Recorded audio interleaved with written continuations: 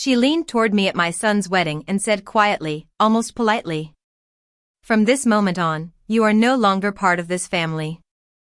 For a second, I wasn't sure she was speaking to me. Then I turned to my son.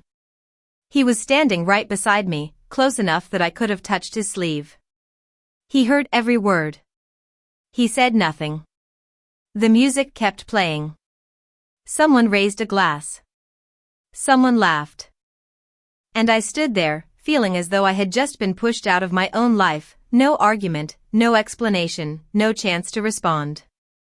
In that moment, I understood something that hurt more than the sentence itself. I wasn't just being insulted. I was being erased. And my son was allowing it. The only question pounding in my chest was simple and unbearable. How could my own child stay silent? If you want to hear my story until the end, please subscribe to the channel and tell me which city you're listening from. I want to see how far this story travels. My name is Claire. I was never a weak mother. I didn't raise my voice much, and I didn't ask for praise, but I was steady. I was the one people leaned on when something broke, when money ran short, when decisions had to be made quietly and carried through to the end. My son's father died when our boy was still young. One day there were two of us, and the next there was only me standing in the kitchen, staring at a stack of bills and a small pair of shoes by the door. I didn't fall apart. I didn't have that luxury. I learned how to keep moving even when my chest felt heavy and my nights were long. I worked for years without real breaks. I took extra shifts. I packed lunches at dawn and folded laundry late at night with the hum of the refrigerator keeping me company. I didn't complain, not because it was easy, but because complaining wouldn't have changed anything. Responsibility has a way of hardening into habit. I made sure my son never felt the absence too sharply. I showed up to school meetings, doctor appointments, practices, and graduations. I listened more than I spoke.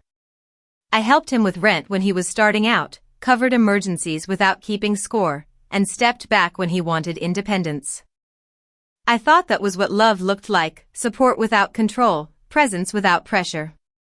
And slowly, without my noticing at first, they grew used to it. They grew used to me being available. Used to my help arriving quietly. Used to my silence filling in the gaps. I wasn't consulted anymore, I was informed. Sometimes not even that. Decisions were made elsewhere, and I would hear about them afterward, casually, as if my role had always been secondary. I told myself this was normal, that children grow up, that families change shape. I didn't want to be the mother who clung too tightly or demanded attention she hadn't earned. She came into his life with confidence and clarity. She spoke about boundaries, about new beginnings, about how the future should look. People admired her for that. I did too, at first. I respected her certainty and assumed there was room for all of us if we behaved like adults. But there was something else beneath it, something quieter. A narrowing. A sense that my place in the room was becoming smaller, not because I had done something wrong, but because I was no longer considered necessary. I didn't argue. I didn't push back. I believed that if I stayed kind and reasonable, everything would settle into balance.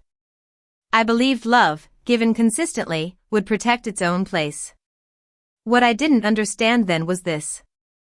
Being dependable can slowly make you invisible. And invisibility is convenient for people who want control without confrontation. At the time, I still thought of us as a family. I still believed my history mattered. I didn't yet see that I was being repositioned, not as a mother, not even as a problem, but as something optional. And once someone becomes optional, it's much easier to erase them. Looking back now, I can see exactly where it began. At the time, it didn't feel important enough to name. There was no argument, no raised voices, no moment dramatic enough to warn me. Just a sentence, delivered lightly, as if it carried no weight at all. We were sitting at the table one evening. Nothing special. A simple dinner, plates already cooling, conversation moving in small, careful circles. I remember the sound of cutlery against porcelain, the soft hum of the light above us, and the strange awareness that I was no longer fully at ease in a space that once felt like an extension of my own home. She smiled and said, almost casually, "The past should stay outside a new family." She didn't look at me when she said it. She looked at my son. I froze with my fork halfway to my mouth. The sentence was neat and reasonable on the surface, the kind people applaud in conversations about growth and independence.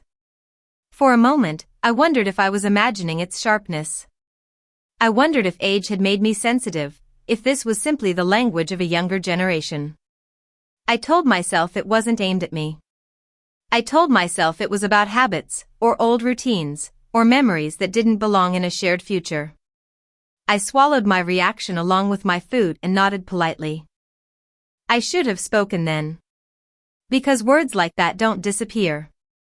They settle quietly, like dust, and before you know it, they've covered everything. After that evening, small changes began to appear. Not enough to confront, not enough to name. Invitations arrived later than usual. Sometimes they didn't arrive at all. Plans were mentioned in passing, already completed, already decided. When I offered help, it was declined gently but firmly. "It's handled," she would say with a practiced smile. "We've already decided," my son would add, his tone calm, almost relieved. He wasn't unkind. That was what confused me most. There was no anger to react to, no argument to defend myself against. Just a quiet shift, as if my involvement had become unnecessary, even inconvenient. Our phone calls changed. They grew shorter, more practical. He asked fewer questions about my days. I noticed how often he checked the time while we spoke, how quickly conversations wrapped up once the essentials were covered. I told myself this was normal. Children grow up. Lives expand. Parents step back.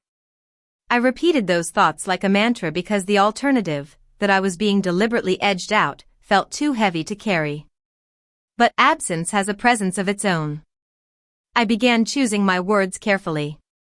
I edited myself mid-sentence. I avoided opinions. I softened observations. I didn't want to be seen as interfering or emotional or clinging to a role that was no longer mine. Without realizing it, I was training myself to take up less space. No one asked me to step back. No one said I didn't belong. It was simply expected. And expectations that are never spoken are the hardest to challenge, because questioning them makes you look unreasonable. That was the first crack. Not loud. Not cruel. Just a subtle message that my history was no longer relevant, and that my voice, once central in my son's life, was slowly being moved to the margins. I felt the unease settle in my chest, quiet but persistent. And still, I stayed silent. After that evening, the distance stopped pretending to be accidental. My calls were still answered, but they were rarely returned. When I did reach him, his voice sounded occupied, distracted, as if I had caught him in the middle of something more important. Conversations became efficient. Necessary. We spoke in summaries, not stories. Weather. Schedules. Obligations already handled by someone else. Warmth slowly drained out of our conversations, replaced by politeness. I began to notice how optional my presence had become. Not unwanted, just unnecessary. The kind of absence no one complains about. When I visited, I felt it immediately. The house no longer recognized me. The mug I used to reach for was gone. The small drawer where I kept my scarf was empty. Even the chair I always sat in had been moved, replaced by something sleeker, less familiar. These were small things, easy to dismiss, but together they told a story I hadn't agreed to be part of. Decisions were no longer shared with me. Not only big ones, but small, ordinary ones, the kind families once talked through naturally. Holidays were still being discussed until suddenly they were booked. Trips were planned. Traditions quietly rewritten. I would hear about them after the fact, framed as information, not conversation. When I asked questions, he answered carefully. Not defensively, carefully. As if every word was chosen to end the discussion rather than open it. I began to feel like a visitor who stayed too long, even when I had been invited. He wasn't cruel. That would have been easier. Cruelty gives you something solid to push against. Instead, he was distant and agreeable. He nodded more than he spoke. He deferred. He avoided conflict so thoroughly that it erased me. And she was always calm, always composed. She spoke about balance. About boundaries. About how important it was for couples to build their own rhythm without outside influence. The language was reasonable, modern, impossible to challenge without sounding emotional or outdated. So I didn't challenge it. I adjusted instead. I waited to be called. I stopped offering help. I convinced myself that restraint was maturity, that stepping back was love. I told myself I was doing the right thing by not insisting on my place. But silence doesn't appear suddenly. It is taught. Each unanswered message trained me not to send the next one. Each shortened call taught me what not to ask. Each polite dismissal showed me where I no longer belonged. I learned quickly. I learned well. I remember standing alone in my kitchen one evening, my phone in my hand, rereading a message I had typed and erased several times. It wasn't dramatic. Just a simple question about a weekend plan. I stared at the screen, then locked the phone and set it face down on the counter. The refrigerator hummed. The house felt unusually quiet. That was the moment I realized I was practicing disappearing. No one told me to step back. No one said I was unwelcome. I was simply responding to what had been modeled for me. Distance rewarded with peace. Silence met with approval. And the more I complied, the easier it became for them to forget I had ever been central. By the time the wedding approached, I was already standing at the edge of things. Included but not consulted. Present but no longer essential. I told myself it was temporary. That celebrations make people distracted. That after the wedding, life would slow down and space would open again. I didn't yet understand that the quiet had been preparation. Silence, once learned, doesn't stay contained. It grows. And it was growing towards something that would finally be said out loud. And then came the wedding day. By that time, I already knew how to make myself unobtrusive. I arrived early, dressed carefully, holding a small gift I had wrapped weeks before. I checked my reflection one last time before entering, reminding myself that this day was not about me. My role was simple: be gracious, be quiet, be proud from a distance. The venue was immaculate. Flowers arranged with precision. Music soft and controlled. Every detail suggested order, intention, and certainty. I remember thinking how little space there was for anything unplanned. I stayed where I was placed. I spoke when spoken to. I smiled when expected. I kept my hands folded around my clutch, grounding myself in its familiar weight. I told myself that after everything, I was still here. That counted for something. When she approached me, it was with purpose. Not rushed. Not hesitant. She moved as if this conversation had already been rehearsed. She leaned in just enough to keep it private, her voice low, measured, unmistakably calm. From this moment on, you are no longer part of this family. She said it the way someone delivers instructions. Clear. Final. Without emotion. For a second, my body reacted before my mind could. My fingers went numb. My breathing slowed unnaturally, as if my chest had forgotten how to rise properly. The room felt distant, muffled, like sound traveling through water. I didn't answer her. Instead, I turned to my son.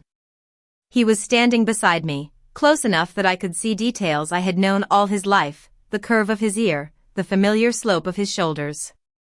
I searched his face instinctively, the way a mother does when she expects recognition, protection, acknowledgement. He had hurt her. I know that because his expression shifted. Not enough for anyone else to notice. But enough for me. His jaw tightened. His eyes moved away from mine. He adjusted his stance, as if preparing to remain exactly where he was. He said nothing. That silence broke something in me more deeply than her words ever could. It told me this was not a misunderstanding. Not an emotional moment. Not a private opinion spoken too boldly. This had been agreed upon. The music continued without interruption. Someone laughed nearby. A camera flashed. Glasses clinked. Life moved on at full volume while something inside me went completely quiet. I became acutely aware of myself, of where my hands were, of how straight I was standing, of the heat creeping up my neck. I felt exposed, not because anyone was watching, but because something essential had been taken from me in public, without spectacle, without resistance. She straightened her posture, smoothed her dress, and stepped back into the celebration. Her task was complete. My son didn't follow me. He didn't ask if I was all right. He didn't offer an explanation. He didn't even look back. In that stillness, the truth settled fully. His silence was not confusion. It was consent. I had spent years shielding him from loss, from instability, from consequences that came too early. I had absorbed the weight so he wouldn't have to. And now, when the weight was placed on me, he chose comfort over courage. I didn't raise my voice. I didn't confront her. I didn't make a scene. I stayed long enough to be polite. Long enough not to ruin photographs. Long enough to leave with my dignity intact, even as something precious had been quietly removed. When I finally walked away, I did so alone. What they took from me that day was not only my place in a family. They took an illusion I had carried for decades, the belief that love, offered patiently and without conditions, would always be met with loyalty. That belief ended in a room full of music and celebration, with a sentence spoken softly and a silence that confirmed it. And I understood, as I stepped out into the evening air, that nothing between us would ever return to what it had been. After the wedding, everything that had been held together by appearances began to loosen. At first, there was distance. Not dramatic, not announced. Just an absence that settled in quietly. Days passed without messages. Weeks without calls. I noticed the silence, but I didn't rush to fill it. For the first time, I allowed it to exist without chasing after it. I didn't reach out. Not out of pride, and not out of punishment. I had finally understood my position, and I wasn't willing to beg for a place that had been taken from me so deliberately. Life went on, quietly. I returned to my routines. I cooked for one. I walked familiar streets. And little by little, information began to reach me without my asking. A cousin mentioned tension during a short phone call. An old family friend said things felt strained now. Someone else spoke carefully, choosing words that suggested more than they explained. I listened without pressing for details. I had spent enough time being careful. What I learned came slowly, in fragments. Control, once subtle, became visible. Decisions my son used to make easily now required approval. Plans were changed suddenly. Friendships faded without explanation. People who had once been close stopped visiting. Some stopped calling altogether. His world grew smaller. When he finally did call me, weeks later, I heard it in his voice. He sounded cautious, thinner somehow, as if he were measuring each word before letting it leave his mouth. Our conversation stayed on the surface, but the strain underneath was unmistakable. He spoke as if someone might be listening. Other relatives noticed it too. Invitations were declined. Gatherings felt tense. Conversations were shortened. People began stepping back, not out of loyalty to me, but out of discomfort. Something wasn't right, and everyone could feel it. Still, I stayed out of it. Months passed. Then one afternoon, my phone rang, and I knew before answering that this call would be different. It was my son. His voice was unsteady in a way I hadn't heard before. He started to speak, stopped, then started again. There was a long silence between us, heavy and unfamiliar. Finally, he said my name. He didn't defend himself. He didn't argue. He explained, slowly and imperfectly. He spoke about pressure, about arguments that never seemed to resolve, about how his world had narrowed without him noticing when it began. He admitted he had lost people. Friends. Family. Parts of himself. And then he apologized. It wasn't dramatic. It wasn't polished. It was hesitant and uneven, but it was real. Later, others reached out too.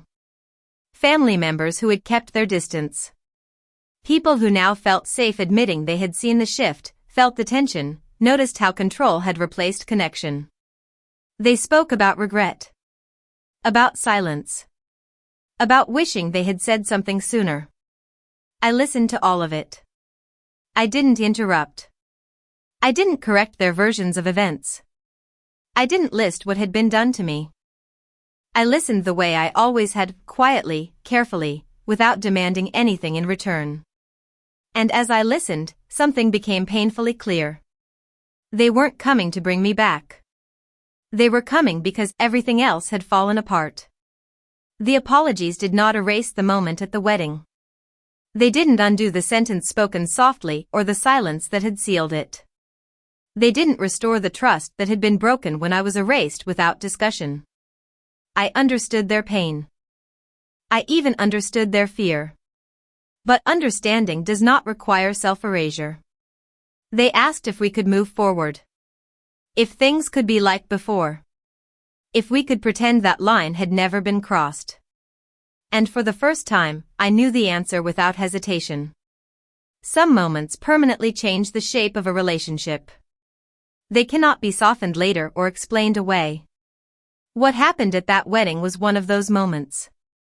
I had not been pushed aside by accident. I had been removed deliberately. And in the months that followed, I had learned something essential.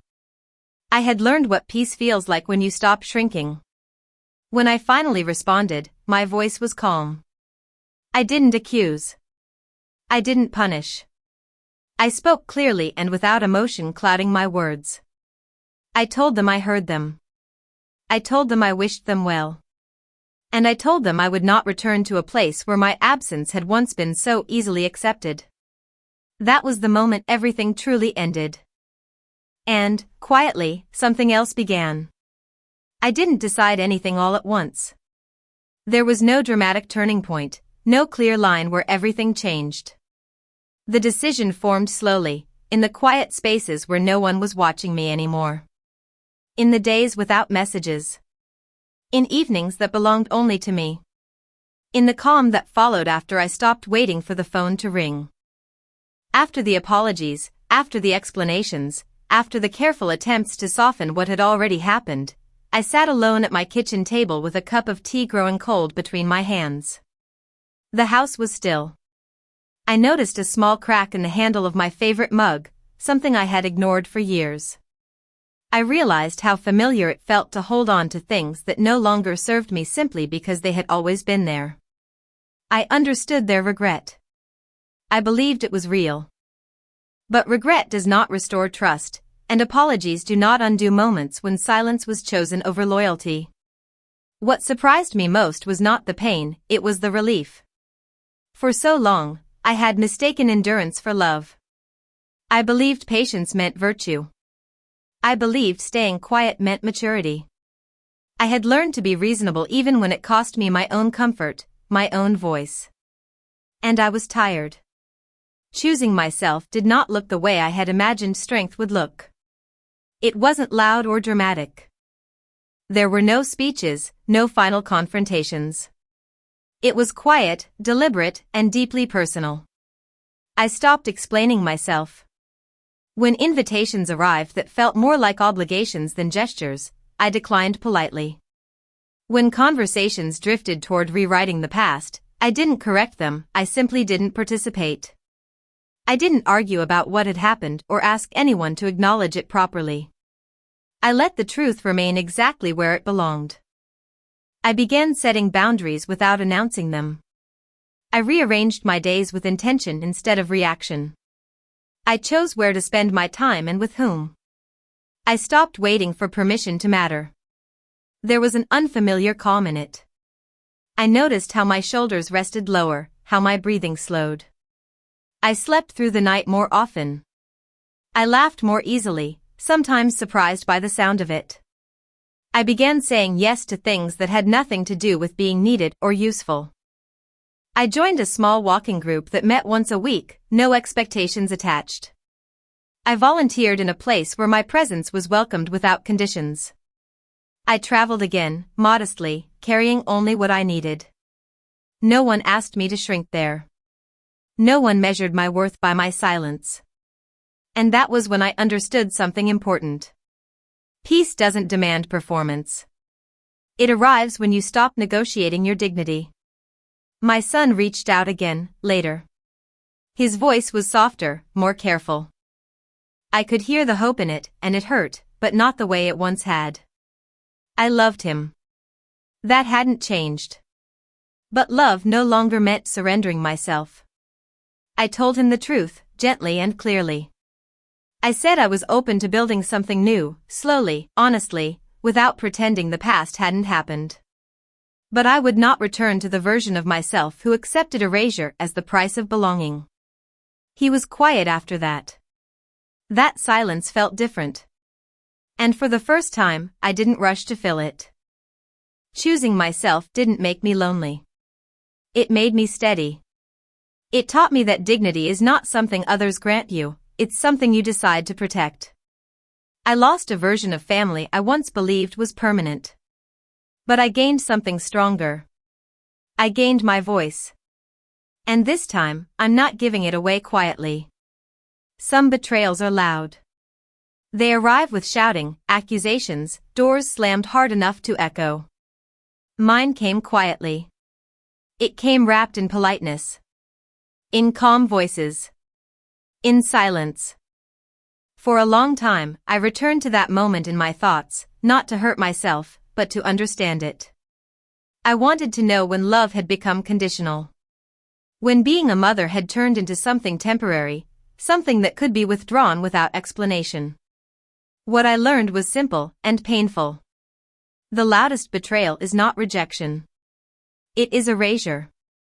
It is standing right there and realizing your presence is no longer wanted. It is speaking and being ignored. It is watching your own child choose comfort over truth, not with cruelty, but with silence. I grieved more than a relationship. I grieved the version of myself who believed patience would always be rewarded. Who believed endurance was the same thing as love. Letting go of that belief hurt. But what followed surprised me. Peace. Not the peace of being right. Not the peace of winning. The quiet peace that comes when you stop explaining yourself. When you stop waiting for people to finally understand what they chose not to see. I stopped asking to be invited back into a place where I had already been dismissed. Instead, I began paying attention to my own days again. To my mornings. To the way my breath felt without tension in my chest. To how light life could feel when no one was measuring my usefulness. I still love my son. That has never changed. Love doesn't vanish because boundaries appear. But love does not require self-erasure to survive. Some doors, once closed in silence, should remain closed. Not out of anger. Out of self-respect. I didn't walk away bitter. I walked away clear. Clear about who I am, and what I will no longer accept. Clear about the fact that dignity is not something you earn by suffering quietly. I lost illusions. But I found peace. And peace is something I intend to keep. If this story touched a nerve, you are not alone. If it felt familiar, you belong here. Subscribe to hear stories where silence becomes strength. Sometimes the strongest thing a woman can do is choose herself, quietly, calmly, and without apology.